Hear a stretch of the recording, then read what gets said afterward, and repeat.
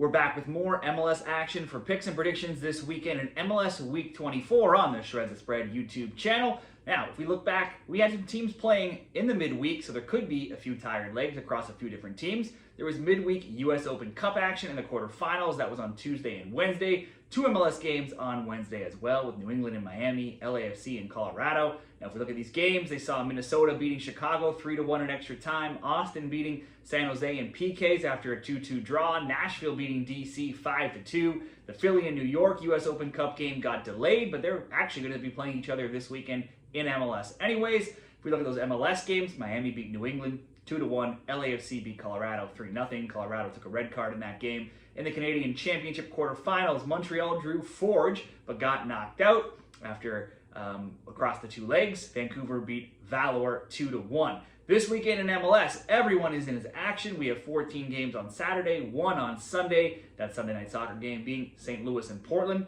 Let's get into this weekend's MLS Bets. We'll cover 8 of those games across 5 different bets. Be sure to give the video a like, subscribe to the channel. Check out the link in the comments, signupexpert.com/shredthespread. That'll take you to a page with all kinds of different welcome offers from different casinos in your area. Be sure to check out all of those great offers.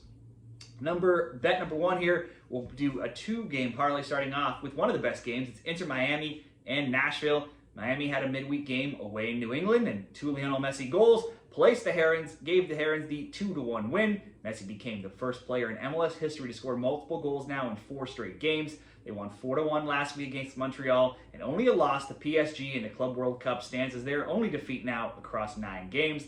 That trend of scoring but conceding continued though, as it does in basically every Miami game, as they've conceded now in 13 of 14, only shutting out Al Ahly during that time. That was in the Club World Cup. Nashville played later on Wednesday in the US Open Cup versus DC. Now, they went down 2-0, but they stormed back with 5 goals to win that game 5-2. That makes them undefeated in 15 games now across all competitions. Most of those wins 11-4-0, and they've now won 5 straight. Miami got the better of Nashville in both games last year, winning 3-1 and 2-1. Both teams come into this game in great form. They're loaded with offensive talent, so there's lots of different players you could throw into same-game parlays here for props. Each of Mukhtar, Messi, Surridge are in the top 10 for total shots. They're all in the top 5 for shots on target. Mukhtar leads both categories himself. Surridge leads the Golden Boot race. He just scored twice in midweek to go with 6 shots, 3 on target. He's had multiple shots on target now in 6 of his last 8 games.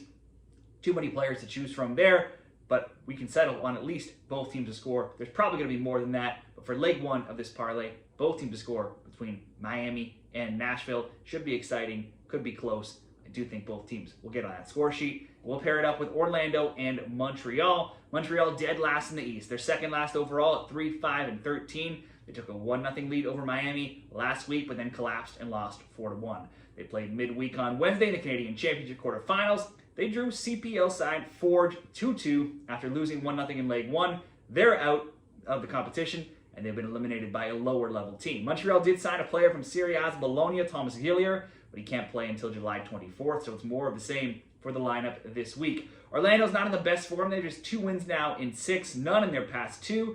They've conceded 2 goals in 3 straight games now. Last week they drew Charlotte 2-2. History would say we could see a draw in this game as well. It was 0-0 in Montreal back in April, and they last year drew both games 0-0 and 2-2. Only 2 teams have scored fewer than Montreal's 18 goals on the season, and I don't think they have enough to match Orlando here, who has scored 39. That's the 4th most. Orlando does have a few players missing. Keeper Gallese, center back in Janssen, both suspended.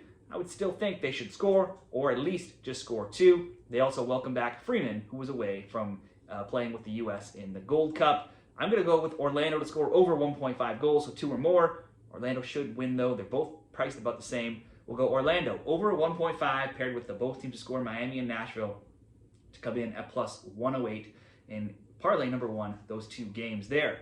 Next up, 1 game, a single bet here, Chicago and San Diego. 2 teams that have seen some of the highest scoring games in MLS will meet. Chicago's games average 3.8 goals per game. That's the 2nd most. San Diego's average 3.5, the 3rd most. Chicago 15-5 to over 2.5. San Diego 14-7 to the over as well. Fire's form dipping of late. They've now lost 4 of 5, including their last 2 by scores of 2-1 and 3-1 last week. They've conceded in 11 straight, but scored in 10 or 12. The both teams to score in over 2.5 is on a 9-2 run.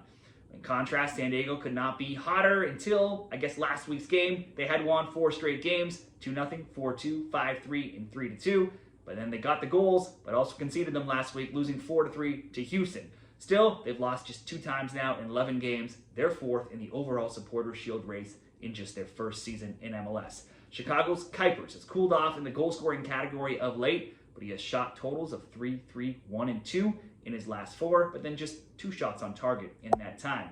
We could look to Zinkernagel, though, who scored in 2 of 3 games, 7 of 9 games. He didn't score or have a shot on target last game, but before that game, he had at least 1 or more shots on target in 11 straight games prior.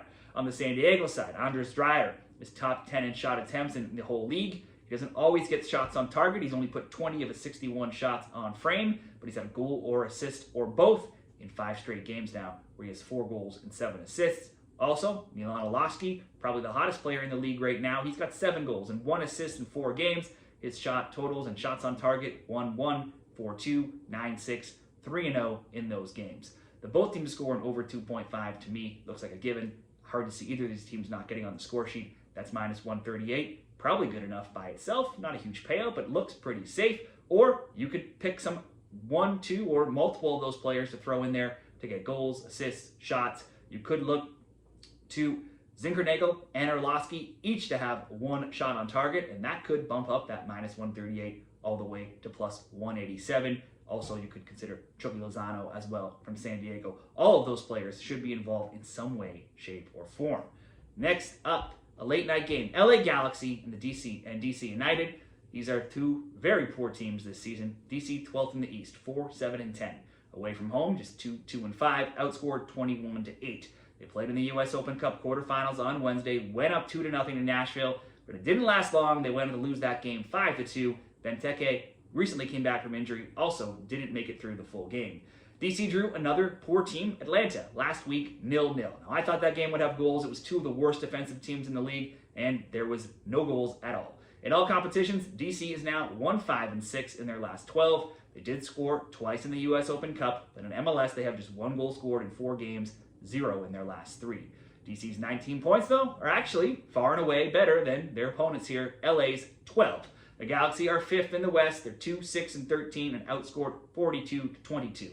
LA coming off a win, though. 3-0 at home over Vancouver, and they're, for them at least, hot, you could say, right now. LA is 2, 2, and 1 in their last 5. They've also scored 9 goals in those last 5 games. So while both teams are poor, I guess you could say the arrow slightly pointing up here on LA. It really can't go any further down. No one scores much on LA's team, including their stars like Gabriel Peck, but he's always involved in some way. His shot totals in the last 6 games, 4, 2 on target, 3, 2 on target, 8, 3, 5, 2, 4, 1, and 1, 1.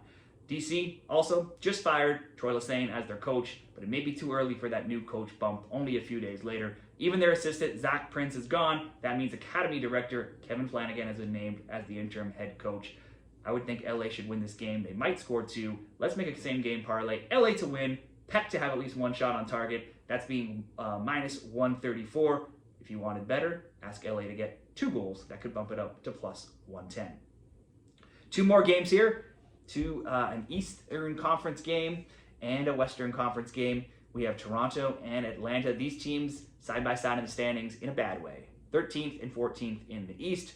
Toronto's games see some of the lowest scores in the league at 2.6 goals per game. They're 11-9 to under 2.5. Meanwhile, Atlanta's average a bit more, 3.0. They're 11-9 to the over 2.5, but they skew under 13-7 to under 3.5. Last year, both won at home. TFC 2-0, Atlanta 2-1. Only twice in 11 recent meetings have there been over 3 goals between them. TFC lost 3-1 last week. That's the first time in 6 games there's been 3 or more goals in one of their games. They rarely win. They also rarely get blown away. And they've bought out their best players, Bernadeschi and Insigne. It's anybody's guess where they're going to get a ton of goals from at this point. Atlanta is winless in 4. They drew 0-0, one of the worst defensive teams in the league, that being DC last week. If they can't score against DC, it's tough to see them scoring against basically anyone. They scored 1 goal in their last 4 games. On the road, they're one of 2 teams, the other being the Galaxy, who've still yet to win this season. They're 0-3-7, outscored 22-5. I don't see enough offense on these teams to get a high-scoring game. Let's go under 3.5. And this game will be hosted in the Western Conference, but an inter-conference game. Austin and New England. I say this each week, and it's that Austin's games average the fewest by far goals per game in the league at just 1.9. The next closest, 2.5. They're 15-5 to under 2.5, and an almost perfect 19-1 to under 3.5. New England's games average 2.6 goals per game. They're 11-9 to under 2.5, 16-4 to the under 3.5. The Revs are now winless in 5 games. They also have just 1 win in 11, so awful form coming into this game. Lately, their games been relatively high scoring. First off, just a 1-0 loss, but then 3-2 loss, 3-3 draw, 2-1 loss, and a 2-1 loss in that time. So there's a little bit of concern backing an under in this game, but they do play Austin, whose games have seen 2-2-2, 3-2, and then 4 goals, but that was a U.S. Open Cup game in their recent games. They also lost forward Brandon Vasquez in that U.S. Open Cup game this week. He's their leading scorer. He's done for the year with a knee injury, and nobody else on the team has more than 1 goal. The next closest player only has 2. Their offense has already been poor. It's about to get likely even worse. So we will go another under 3.5 here. Austin and New England under 3.5. Toronto, Atlanta under 3.5, coming in at minus 112 in that 2-game parlay. 2 more games here, 1 more bet. Cincinnati, Columbus. Hell is real rivalry here. The Crew in this matchup, they come in 4th in the East, 4 points back of their first place rivals here, who are first. These teams drew 1-1 in May. It was 0-0 last year, and those are their last 2 recent matchups. Since they haven't lost in 4 games, they have wins of 1-0, 3-1, 2-1, and 2-1. They've not failed to score in 10 games. Both Evander and Denke have 12 goals each, and each are always great in the prop market. Evander has 5 goals and 2 assists in his last 3 games. If we look at his shots and shots on target, he's got 4-2, 3-2, 4-3, 4-3, 4-1. Those are his last 5 games. Denke has goals in 4 of 6. Last game he scored, had 5 shots, 3 on target. He has 1 or more shots on target now in 9 of 10 games. The Crew are in good form too. Undefeated in 4 games. They have a 2-1 win, 3-1 win, 1-0 win, and a 1-1 draw. They've not failed to score in 12 games, but they have conceded in 15 of 16. Very likely this could be a both team to score. Trust Cincy at home just a little bit more. Yeah, I think they have a few more top tier players here. Let's back Cincy to score, Denke to have a shot on target for leg 1 of a 2-game parlay. And the second leg will be Philly and New York Red Bulls. That one team that the Crew has shut out recently was the Philly Union. Philly may be 3rd in the East, 2 points off of the Supporters' Shield, but they now have back-to-back 1-0 losses. They also have just 1 goal scored in 3 games, though in those games, top scorer Ty Barivo has played just under 30 minutes combined, so that certainly partially explains it. He did return, though, last game to get those 28 minutes. Philly's recent games have been a 0-0, 2-1, 1-0, 1-0, and 1-0, so lots of low-scoring games. New York is off 3 straight draws, 1-1, 2-2, and 1-1. They have only 3 wins in 10, but they've scored in 7 straight and in 13 of 14. They've also given up a goal in 8 of 10. So in a lot of games, both teams to score bets have been the way to go for the Red Bulls, but they're also awful away from home where they're 1-4-6, and they've only scored 8 goals in those 11 road games. If we look at under 2.5 totals, Philly is 15-6. The Red Bulls is 16-5. Under 3.5 totals, that is. And if we look at head-to-head history, this matchup is always tight. The under 2.5 has gone, the under 3.5 has gone 11-1 in the last 12, and the under 2.5 has even gone 10-2. This looks like another close, likely tight, low-scoring game. Under 3.5, Philly and the Red Bulls, paired with Cincy to score, Denke to have a shot on target. That'll be minus 118 in that 2-game parlay that I've created over at Bet365. That'll wrap up MLS Week 24. What do you like this weekend? Player props, games, upsets, parlays. Share them in the comments. Best of luck. Give the video a like and subscribe to the channel for more MLS picks the rest of the way.